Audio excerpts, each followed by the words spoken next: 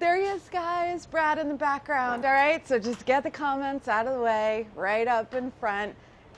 Videos with me, Carla Fettuccini, here in the Bon Appetit test kitchen. Oh la la, lovely. You know, I was taking notes on this recipe earlier, and I was like, seared scallops, seared scallops, seared scallops.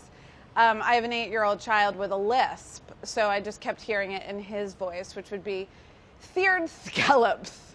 So that's what we're gonna make today, seared scallops. I love making this recipe because if you are wanting to learn how to be better at pan roasting or searing, scallops is such a perfect thing to practice on because they're small and they cook really quickly and they're very easy to get a really good crust on, that nice seared scallop. Crunchy, crusty, brown, delicious exterior, like having a great sear. Before you get to cook anything though, you have to go shopping for your scallops, and very super critical important, you cannot make this recipe with anything except dry scallops, okay? That doesn't mean that they're dry, it means that they have not been soaked in a liquid preservative. So look for wild or day boat, because if they're not gonna work, you're gonna be very disappointed.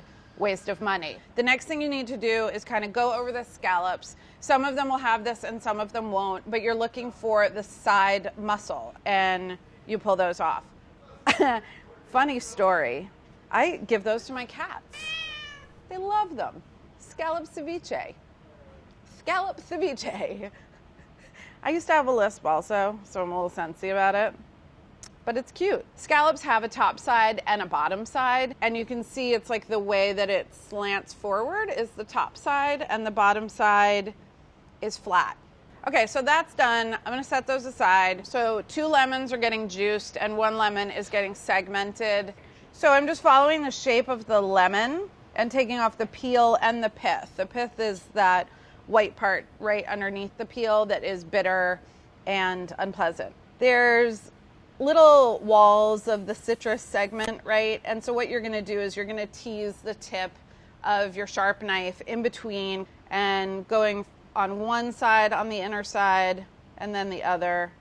So all of these pieces of the lemon are gonna go into the sauce. This sauce is called sauce Grenobloise, which is, with my terrible French accent, just means it was invented by some dude in the town of Grenoble. A handful of chives. If you don't like chives, use parsley. If you don't like parsley, I guess you could do this with basil. That would be nice. All right, so like all good things, plenty of salt and pepper, but I am gonna do both sides of the scallops. And you really wanna wait until right before you're ready to cook to season the scallops. Stainless steel skillet over medium high. I'm going to add a little bit of just regular vegetable oil to the pan. So just enough to coat the bottom with like a little bit of extra. And I'm going with that, the side that I showed you guys that was the top side is the first side down. So that's like presentation side down. And that's just gonna be the prettier side of the scallop. With all searing, basically, the first side down is gonna get the really nice golden brown sear. And the second side, it kind of doesn't matter what you do, it's never gonna get as brown, and that's okay. And I'm just trying not to crowd the pan, but getting them all in there until you are assured that you have a really nice dark brown crust formed on the bottom. Don't throw these things around. You're not sauteing the scallops. Let them be. And you can see there is a little bit of smoke getting thrown off. I'm gonna add just a tiny bit of oil. And if it's really dark golden brown on the edge, then you can be pretty confident that it's gonna be dark golden brown on the surface as well. The other thing you can observe when you're looking on this side is that the scallop is gonna start to cook through, and that's true for any protein. All right, so I feel confident, and I'm just using a pair of tongs to turn these over, and I feel pretty good about my sear.